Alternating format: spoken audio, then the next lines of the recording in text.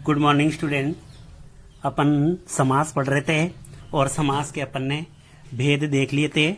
अब समास के कितने भेद होते हैं, अब मूल रूप से अगर देखें यानी हम सीधे सीधे पढ़ेंगे तो समास के 6 भेद होते हैं। 6 भेदों में से सबसे पहले हम अव्ययीभाव समास को देख चुके हैं।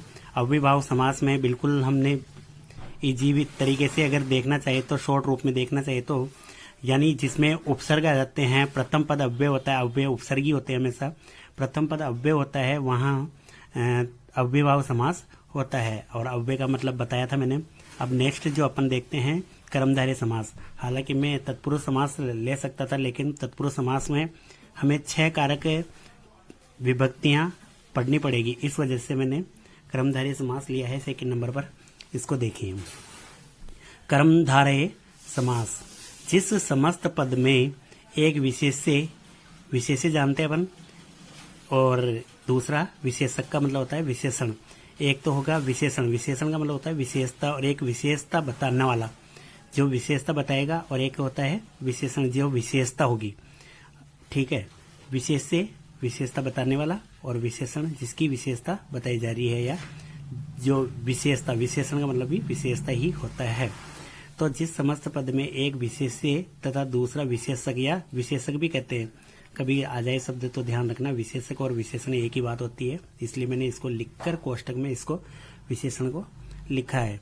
तो जिस समस्त पद में एक विशेष्य होगा तथा दूसरा विशेषण हो, अर्थात एक पद उपमेय तथा दूसरा पद उपमान। अब उपमेय और उपमान क्या होते हैं, अब ये देखेंगे उपमेय और उपमान क्या होते हैं। मैंने इसमें लिख रखा है इनको, उपमेय क्या होता है, उपमान क्या होता है वहाँ। अब इसको पहले एक बार परिभाषा को पूरी देख लेते हैं। जिस समस्त पद में एक विशेष्य तथा दूसरा विशेषण हो, अर्थात एक पद उपमेय तथा दूसरा पद उपमान हो, वहाँ कर्मधारय समास होता है। वहाँ क्या होता है, कर्मधारय समास होता है। उदाहरण देखते हैं इसके। उदाहरण में नील कमल, अगर इस तरीके से उदाहरण आ जाए कि एक उपमेय हो और एक उपमान हो, एक विशेषण और एक विशेष्य हो। ठीक है, यहाँ पर ध्यान दें, श्वेत पत्र, श्वेत पत्र में यहाँ पर श्वेत पत्र यानी श्वेत है जो पत्र, श्वेत का मतलब होता है सफेद, सफेद यानी व्हाइट। जो श्वेत है जो पत्र, पत्र यानी पत्ता भी हो सकता है और लिफाफा पत्र ये भी हो सकता है, यहाँ पर पत्ते से लिया गया है। तो श्वेत पत्र यानी सफेद है जो, या श्वेत है जो पत्र। अब देखो पत्र की विशेषता बताई जा रही है, पत्र है, यहाँ विशेष्य हो गया, इसकी विशेषता क्या बताई जा रही है कि वह श्वेत है। महापुरुष, अब यहाँ पर पुरुष की विशेषता बताई जा रही है कि वह क्या है, महान। अब जब हम इसका विग्रह करेंगे तो महान लगाना पड़ेगा। महापुरुष महान है जो पुरुष, महापुरुष महान है जो पुरुष। अब नीलकमल आ गया, नीलकमल, नीला है जो कमल, नीला है जो कमल, नीलकमल। यहाँ पर ध्यान दें, ये है एक विशेषण है, एक विशेष्य है, और एक उपमेय और एक उपमान है। यानी यहाँ पर ये विशेषण और ये विशेष्य, यानी इसकी विशेषता बताई जा रही है कि वह श्वेत है। ठीक है, महात्मा महान है जो आत्मा। अब देखते हैं उपमेय उपमान क्या होते हैं। उपमेय क्या होते हैं, उपमान क्या होते हैं। उपमेय तो होता है जिसके संबंध में बात की जाए, यानी जो प्रस्तुत चीज है। यानी देखो एक उदाहरण देख के बताता हूँ। जैसे कोई उदाहरण है मुख चंद्र, अब यहाँ पर इसका अगर विग्रह करेंगे तो चंद्रमा रूपी मुख भी कर सकते हैं, और चंद्रमा के समान मुख, चंद्रमा के समान मुख, मुख के समान चंद्रमा नहीं होता है क्योंकि चंद्रमा के समान मुख। चंद्रमा तो एक वस्तु है, प्राकृतिक वस्तु है। जो प्राकृतिक वस्तु होती है वह हमेशा, ध्यान दे, हमेशा उपमान होता है। यानी उपमान वह वस्तु जिससे तुलना की जाए। किससे तुलना, मुख की तुलना किससे की जा रही है, चंद्रमा से। तो जो वस्तु, ये तो हो गई प्रस्तुत, यानी हमेशा जो हमारे शरीर के अंग होंगे वह हमेशा उपमेय होंगे, और जो प्रत्येक चीज है जिसे हम प्रकृति में, केवल प्रकृति में ही दिखाई देती है, जो हमारे सामने प्रस्तुत नहीं होती है, वह होता है उपमान। तो प्रस्तुत, ये तो प्रस्तुत है, मुख्य हमेशा प्रस्तुत है, और ये चंद्रमा हमेशा अप्रस्तुत के रूप में होता है। तो यहाँ पर ये क्या हो गया, उपमेय, यानी जिसके संबंध में बात की जाए कि मुख की तुलना कर रहे हैं हम, किससे कर रहे हैं, चंद्रमा से। मुख चंद्रमा के समान सुंदर है, या मुख चंद्रमा के समान सुंदर है, इस तरीके से लिख सकते हैं, या चंद्रमा रूपी मुख ऐसे भी लिख सकते हैं, या चंद्रमा के समान मुख इस तरीके से भी लिख सकते हैं। उपमेय, जिसके संबंध में बात की जाए, यहाँ पर बात किसके संबंध में कर रहे हैं, मुख के संबंध में। किससे तुलना कर रहे हैं, चंद्रमा से। तो यहाँ पर उपमेय क्या हो गया, मुख, और चंद्रमा क्या हो गया, उपमान हो गया। यानी ये प्रस्तुत है और ये अप्रस्तुत है। उपमेय, जिसके संबंध में बात की जाए, व्यक्ति या वस्तु जिसका वर्णन किया जाता है, या तो ये व्यक्ति है या वस्तु है, कोई ऐसी वस्तु जो प्रस्तुत है हमारे सामने है। यानी मुख, अब वस्तु तो नहीं है लेकिन एक चीज है जो अपने उपलब्ध है अपने सामने। तो मुख क्या हो गया, प्रस्तुत है, और चंद्रमा अप्रस्तुत है। तो उपमेय, जिसके संबंध में बात की जाए, व्यक्ति या वस्तु जिसका वर्णन किया जाता है, उदाहरण मुख, चरण, जिसकी तुलना की जाएगी। ठीक है, अब इसकी तुलना की जा रही है, किससे की जा रही है, जैसे चंद्रमा से की जा रही है। उपमान, वह वस्तु जिससे उपमा का मतलब होता है समानता, तुलना भी ले सकते हैं, यानी जिससे समानता दी जाए।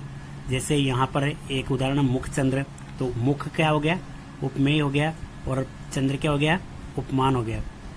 यहाँ पर आगे देखो चरण कमल, चरण कमल का उदाहरण मैंने नहीं दिया है। अगर चरण कमल का उदाहरण देखें तो चरण कमल, कमल के नीचे दे रखा है कमल रूपी चरण, कमल रूपी चरण, या कमल के समान चरण। ऐसे नहीं कह सकते कि चरण के समान कमल, कमल चरण के समान नहीं होंगे। चरणों की यहाँ पर चरण प्रस्तुत में आ जाएंगे, ये उपमेय होगा, और कमल क्या होगा, उपमान होगा। यानी कमल से क्या की जा रही है, विशेषता की तुलना की जा रही है, समानता बताई जा रही है कि ये चरण क्या है, कमल के समान है। तो चरण कमल हो गया, यहाँ पर हो गया मुख और चरण दोनों लिए थे मैंने। अब एक वचन भी दे रखा है, वचन इसका जो पूरा होता है वचनामृत, यानी अमृत रूपी वचन। वचन कैसे हैं, अमृत के समान है। तो यहाँ पर ये ध्यान दें, उपमेय और उपमान। उपमेय तो वह जिसके संबंध में बात की जाए, उपमान वह जिससे तुलना की जाए या समानता बताई जाए। तो इसमें एक कर्मधारय समास में यही होता है कि एक पद विशेषण होता है, एक पद विशेष्य होता है। ठीक है, जैसे यह महान है जो आत्मा, आत्मा की विशेषता बताई जा रही है कि वह है महान है। ठीक है, इस प्रकार ये उदाहरण है, जैसे उदाहरण इस तरीके से उदाहरण आएंगे, चरण कमल, कमल के समान चरण या कमल रूपी चरण दोनों लगा सकते हैं। मुख चंद्र, चंद्रमा रूपी मुख, मुख प्रस्तुत है, चरण प्रस्तुत है, वचन हमारे सामने प्रस्तुत है।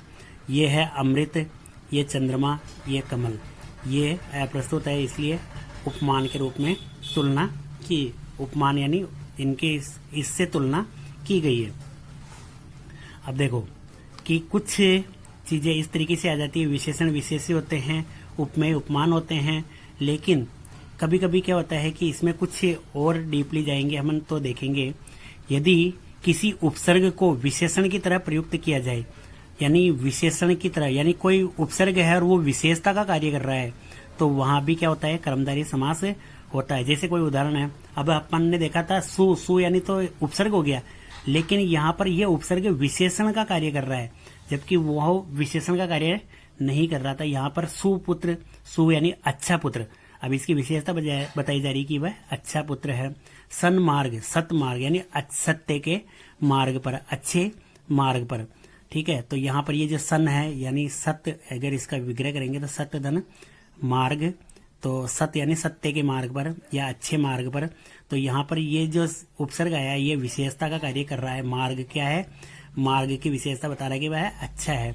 कुपुत्र, यहाँ विशेषता अपन ने देखी थी, गुणवाचक विशेषण होता है तो वो गुण में दोनों ही चीजें आती है, अच्छा भी होता है और बुरा भी होता है। तो यहाँ पर कु जो उपसर्ग आया है वो क्या है, विशेषण के रूप में प्रयुक्त हो रहा है। कुपुत्र यानी बुरा है जो पुत्र, यानी ऐसा पुत्र जिसके बारे में जो बुरा हो, कुपुत्र तो यहाँ पर विशेषण, ये उपसर्ग आ तो रहा है लेकिन विशेषण के रूप में कार्य कर रहा है, यानी कु सु सत इस तरीके से उपसर्ग आएंगे, वो हमेशा किस में जाएंगे, कर्मधारय समास में जाएंगे। सपूत, अच्छा पूत, कपूत जो बुरा पुत्र होता है। ठीक है, इस तरीके से ये। अब कर्मधारय समास में और क्या होता है, समूह नहीं बनने पर भी कर्मधारय समास होता है। अब आगे अपन देखेंगे कि जहां एक पद संख्यावाची होता है, एक पद में संख्या होती है और दूसरा पद संज्ञा होता है, तो वहां पर कौन सा समास होता है, द्विगु समास होता है। लेकिन द्विगु समास की यह है कि द्वि यानी दो गायों का समूह है, तो यहाँ पर समूह बनेगा। हम हिंदी में पढ़ते हैं वचन, तो जहां एक होता है वहां समूह नहीं होता है, एक से अधिक होने पर अपने आप में ही क्या हो जाता है, बहुवचन हो जाता है, तो वो समूह का बोध कराता है। लेकिन यहाँ पर जब समूह का बोध कराएगा तो वहां द्विगु समास होगा, लेकिन यहाँ पर समूह नहीं बनने पर भी कर्मधारय समास होता है, यानी इसमें समूह नहीं बनेगा। जैसे कोई एक चीज है तो एक चीज का समूह नहीं होता है, और एक से अधिक होते ही वो अपने आप में समूह में गिना जाता है, बहुवचन में गिना जाता है। तो बहुवचन वाले जो आएंगे संख्यावाची विशेषण, संख्यावाची जो भी आएंगे वो द्विगु समास में आते हैं। आगे पढ़ेंगे तब पता चल जाएगा। एक बार वापस रिवीजन करूंगा मैं सारे समास का एक साथ, तब और अच्छी तरीके से वापस अच्छी तरीके से बता रहा हूँ, लेकिन वापस एक बार कंपैरिजन तुलना करते हुए बताऊंगा ताकि वो अच्छे से समझ में आ जाए। अब ये है समूह नहीं बनने पर भी कर्मधारय समास होता है। जैसे एक तंत्र, एक है जो तंत्र, तंत्र का मतलब होता है तंत्रिका, जो तंत्र होता है अपना, तंत्रिका, तंत्र यानी ढांचा, तो एक है जो तंत्र। एक पत्र, एक है जो पत्र, एक पत्र। एकांकी, एक है जो अंक, यानी एकांकी एक नाटक की तरह आता है जिसमें एक ही अंक का चलता है, वो एकांकी होता है। एक धन अंकी, यानी एक अंक का है जो, तो यहाँ पर भी कर्मधारय समास होगा। एक एक एक इस तरीके से आएंगे तो वहाँ कर्मधारय समास होगा। ठीक है, अब यहाँ आगे देखते हैं कुछ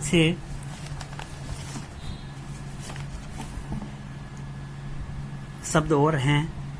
यदि विशेषण शब्द की आवृत्ति हो तो वहां भी कर्मधारय समास होता है। यदि विशेषण शब्द की आवृत्ति हो तो वहां भी कर्मधारय समास होता है। या पहले अपन अव्ययभाव समास में देख चुके थे, यानी संज्ञा शब्दों की आवृत्ति हो रही थी, यानी संज्ञा शब्द रिपीट हो रहे थे, तो क्या हो रहा था, जैसे साथ साथ, तो वो संज्ञा शब्द है और संज्ञा शब्दों की रिपीट हो रहा था, आवृत्ति हो रही थी बार बार, तो वहां पर कौन सा समास आ रहा था, कौन सा समास आ रहा था, अव्ययी भाव समास आ रहा था। लेकिन जब विशेषण शब्द की आवृत्ति हो तो क्या कौन सा समास होगा, कर्मधारय समास। जैसे लाल लाल, लाल लाल, वह तो बिल्कुल लाल लाल है, लाल और अधिक लाल, यानी लाल से भी अधिक लाल है, तभी तो हम बोल रहे हैं उसको लाल लाल।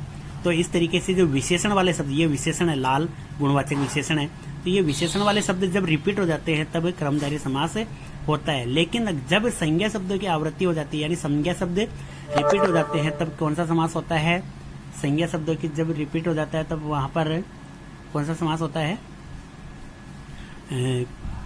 संज्ञा शब्दों की रिपीट पर अव्ययभाव समास और विशेषण शब्दों की रिपीटेशन पर कर्मधारय समास। ठीक है, काला काला, काला यहाँ पर गुणवाचक विशेषण है, काला और अधिक काला, मैंने इसको इस तरीके से बता रखा है कि सेम जो ये है इसी तरीके से ये बनेगा, यानी काला काला, काले से भी और अधिक काला, तो वह बिल्कुल काला काला दिख रहा था। तो काला काला में कौन सा समास है, कर्मधारय समास है। लाल लाल में कौन सा समास है, लाल लाल में भी कर्मधारय समास है। अगर शब्द दे रखा हो एक तंत्र, एक तंत्र में कौन सा समास है, तो इस तरीके से एक एक जो शब्द जिसमें भी एक अंक का जो भी आ जाए वहां पर कौन सा समास होगा, कर्मधारय समास होगा।